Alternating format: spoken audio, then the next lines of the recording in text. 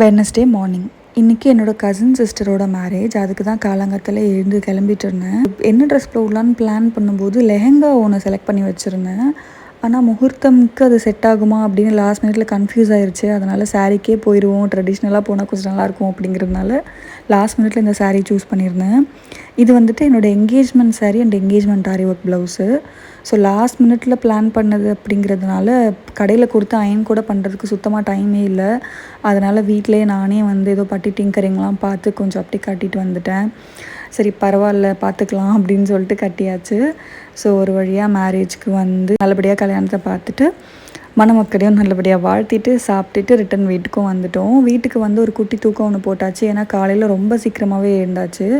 So அதனால் ஒரு குட்டி தூக்கம் போட்டு எழுந்துட்டு திரும்ப as usual back to work தான். வீட்டில் இருந்த குட்டி குட்டி ஒர்க்ஸ்லாம் பார்த்துட்டு இருந்தேன். இன்றைக்கி வந்து ஸ்லிப்பர் ஸ்டாண்ட் தான் வந்து ரெடி பண்ணலான்னு வந்திருந்தேன். ஏன்னா வந்துட்டு ஒரு 3 பேக் கிட்ட ஸ்லிப்பர்ஸ் இருந்துச்சு. அதை அப்படியே ஓப்பன் பண்ணாமல் என்ட்ரன்ஸ்லேயே போட்டு வச்சுருந்தேன்.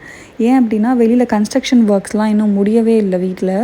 ஸோ நிறைய டஸ்ட்டு வந்துக்கிட்டே இருக்குது. நான் வெளியில் வச்சுருக்க அந்த ஸ்லிப்பர் எல்லாமே வந்துட்டு அப்படியே இந்த சிமெண்ட்லாம் வந்து வெள்ளை வெள்ளையாக ஒரு மாதிரி இருக்குது. ஸோ அதனால் நான் இன்னும் எந்த ஸ்லிப்பர்ஸும் வெளியில் ஓப்பன் பண்ணாமல் வச்சுருந்ததுனால இன்றைக்கி சரி பரவாயில்ல பார்த்துக்கலாம் ஓப்பன் பண்ணிடலான்னு சொல்லி ஓப்பன் பண்ணி வீட்டுக்குள்ளேயே வச்சாச்சு.